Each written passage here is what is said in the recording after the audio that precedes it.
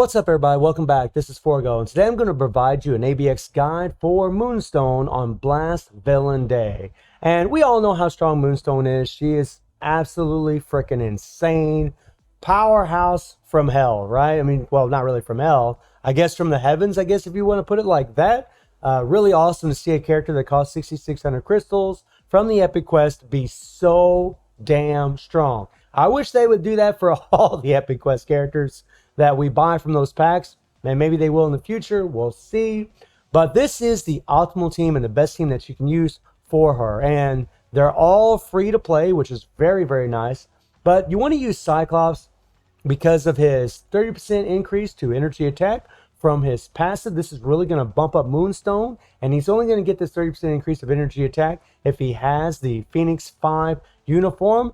Something that would really help the damage is if I had a CTP of Insight on this guy. I'm actually thinking about taking this off and putting this CTP of Insight on him to get the increased damage to superhero and supervillains by 20%. And since Cyclops is a tier 3, he'll be an actual better support against Null, who is what we're facing all the time, and be better for ABX. So those of you that are having trouble getting your clear and you're using this same team, maybe you could put the CTP of Insight on Cyclops because he really isn't that good anymore. I mean, yeah, he can put in a little work, but honestly, he's just really better as a support character these days unless he gets a nice, good uniform in the future. And Green Goblin, or Norman here, we're going to be using him because of this apply to Dark Avenger ally, 60% increase of all attack, which Moonstone is a Dark Avenger ally, and also the passive that increases damage dealt to supervillain faction by 40%. So he's a massive support for her. But the thing about her is, the thing about him on her team is he'll do his fist skill when you hit the co-op. Well, the fist skill has this paralyze. This skill, whenever you're using it to cancel the Beast's Roar during the paralyzed season, actually is a little funky. And the reason being is because the paralyze comes at the end of the skill. So you hit the fist skill and you're just waiting and waiting. He'll swing or fly around. And then when he lands, boom. You saw the paralyze there for a second. You'll see the paralyze, right? And that's the thing. The skill is a long skill, and you have to wait for the animation to almost completely finish before you get the paralyze. So when you see the beast jump into the center of the screen, I mean, as soon as you see it jump in the center of the screen, hit your fist skill. Hit it immediately, and you'll always be able to cancel the Beast's Roar if you do it that way. That's very, very important. Another thing is the fist skill is what he uses when you hit the co-op skill. So you're trying to tie in her skills whenever you use her awaken skill while he's using his fist skill. You want to hit the co-op and all of her skills at once, all together. That way he does his fifth skill. So I actually have a damage proc on him, but I don't have him built at all. If he was level 70 and say I had some Urus on him and had him built up a little bit more, he actually would add more damage. So keep that in mind when you run this. You know, when you watch this run, I could have a CTP of Insight on Cyclops to add damage. I could easily bump up Iron Patriot here to give him more damage, because more than likely whenever you hit the co-op skill and he does that fifth skill, more than likely the proc will trigger and you will be able to do more damage. I got 140% proc. This is a low proc, super free to play. But if I had something more potent on him, like a 200% damage proc, had some Urus on him, we would do even more damage. So keep that in mind when you're watching this.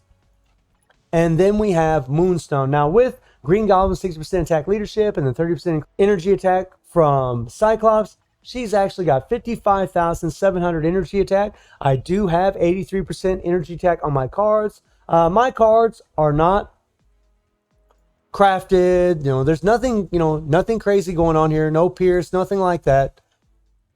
Just normal stats. But I do have 83% energy attack, and I do get a 20% increase of energy attack proc, activation rate, 5% rate when hit. So I got to get hit in order to get this proc. It's not as good as when you're attacking to get the proc. And it's on a 15-second cooldown. So at times I might have 100% energy attack. As far as her details, she's really well built. She has max attack speed. She's going to have max crit rate every time she hits her fifth skill. She has max critical damage, max ignore defense, max skill cooldown, and 19% dodge. She also has 6 Odin's Blessings, and the rest of her Urus, her energy attack Urus, are mythic. So I have her really well built, but you guys saw the title of the video. You know she can score insane amounts, and we're going to be doing it with a CTP of energy. No rage. And we'll talk a little bit more about that here in a second. So her awaken skill is freaking nuts, right? You got the all defense sound that will apply for a moment against the beast, but not really that long. You get the 70% increase for one attack, the all attack by 25%. A lot of the typical stats from the awakened skills. You know, passive gives their guaranteed dodge rate by 20%. Really helps her survivability a little bit, but against ABX, it's not a big deal. The 1, the 2, nothing big. This is a moneymaker. You get the 30% increase of all attack for 6 seconds, and you get the recovery, which is very nice. And then the 4 skill gives her the damage accumulation based on how much damage you deal, and it's a plus 1% damage accumulation. And then you get the immunity, you get the 50% for one attack. So you're getting this 50% for one attack, you're getting the 70% for one attack from the awakened skill all at once in your rotation and the damage accumulation, and you're getting this 40% increase of all attack, crit rate buff by 40%. So you only need 35% crit rate to max out a crit rate. And it's only for 6 seconds. All of these are like for 6 seconds. Well, except for this one that lasts for 13 seconds. But it's got a massively long cooldown, being 14-second cooldown. But as you all know, she's freaking insane. Her passive gives her some guaranteed critical rate, which is really nice, especially if a CTP of rage. And she is definitely better with a rage, but I don't think she really needs it, especially if a fairly strong count. If you have 50% energy attack on your cards, I bet you anything you can probably max out the score with old girl, maybe even less. Her leadership gives her the dodge rate increase by 6%. So let's talk about the rotation. So Moonstone's rotation is actually very, very simple, and this is one of the reasons she works so well with a proc. So it's just 5, cancel 4, cancel awaken skill, cancel 3. And that's pretty much it. 5, 4, awaken skill, 3. Then in the next rotation, you're going to hit the 5 and then cancel into the 3. Now, here's the thing about Moonstone with a damage proc. When we hit the awaken skill, I want you guys to pay attention to something. We'll let the awaken skill play out. Boom, boom, boom, boom, boom. And at the very end of the skill, look at the attack, the bombs coming down, the debris falling down. That damn crap will trigger your proc. Now, there's times where the beast will jump, and he'll jump out of the way of that falling debris, and the proc won't trigger. However, you cannot rely on that. Because of the cooldown times on the 5 and the 3, they're actually a hair long. So sometimes the proc will trigger before you hit the 5, 3. So again, you know, the first rotation will be 5, 4, awaken skill, 3. Actually, it's 5, 4, co-op, awaken skill, 3 is really what you want to do, because you want to get the co-op in there. You want Iron Patriot to do his 5th skill to apply more damage while you're doing your awaken skill. But after you use your awaken skill that first round, those bombs are going to start falling down. You got to hit the 5, 3. So I'll show you again, just like so. We're going to let that play out. And then as soon as this 5 gets off cooldown, start tapping it and then hit your 3. As soon as that 5 gets off cooldown, hit the 5 and the 3. And then you'll go back into 5, 4, 3. And you'll see what I'm doing in the run. She can absolutely get the max score. She doesn't need a CTP of rage. However, because of that effect, because of the falling debris from the awakened skill, and the fact that it does trigger the proc early, really hurts your damage at times. Sometimes you might have to play her a few times to get the best run. Try to keep the proc on the 5-3 after you do the awakened skill. And if you do that, you will do a lot more damage. She has a fully awakened Power of Angry Hawk set. And she is rocking the CTP of energy, which is fantastic. I didn't want to put a rage on this girl. I didn't think she needed it. And I honestly don't think she really needs Odin's blessings, at least on my account. Now, I think probably on other accounts, she probably will. If you have low energy attack, yes, she's probably going to need it. You know, I got all those Odin's blessings free from World Boss. I had them, so I decided to go ahead and slap them on her. Plus, we use her against Null, and she's an absolute goddess against that guy. And then, of course, she has no uniform, which really makes her strength feast just all that much more impressive. It really is insane how much damage this girl can put out in this game, even without all defense down against Null and against ABX, even without a uniform, which is crazy. So let's jump into the action and let's rock and roll. All right, let's do this.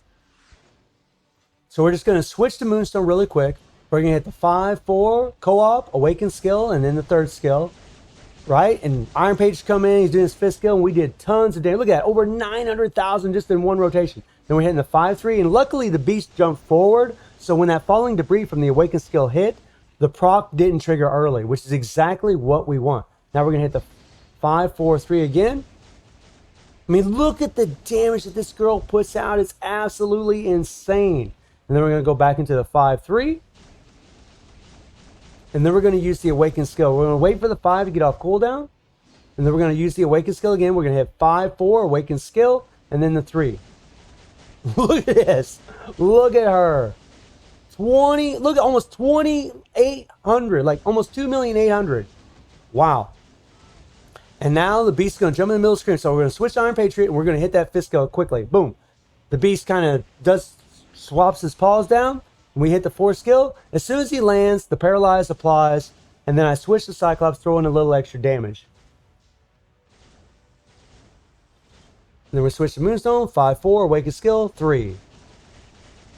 Also, kind of the thing about her that does kind of suck is she doesn't go into an immediate iframe when she does the third skill. So when your invincibility from your awaken skill isn't up, she can get guard broken pretty easy. It's kind of annoying.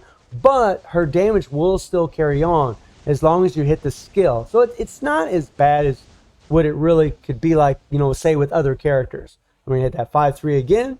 It's kind of a wacky rotation because of the long cooldown on the 4.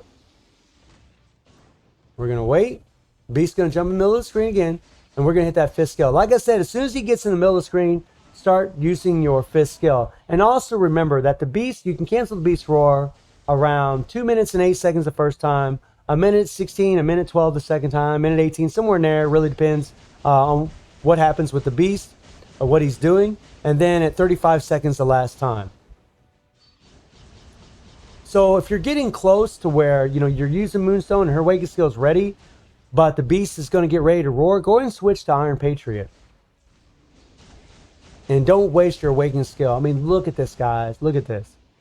So we're going to the center of the screen. We just hit the fifth skill. Let's go. And just make sure you're right up on the beast whenever you do the fifth skill from Iron Patriot. Then we're going to use the tier 3 from Cyclops. Proc didn't even trigger on the damn thing. Didn't even trigger on it. And that's another thing. If you had a rage on Cyclops, I mean, you could do even more damage, right? But I personally just don't think he's a really great character to have one on. We've already hit the 7 million. We're going to hit that 5-3. Oh, God, this girl gets it done. Look at this. Look at this. So almost 7.7 million with this girl. So again, I do have 83% energy attack on my cards. I do have 6 Odin's Blessings on her.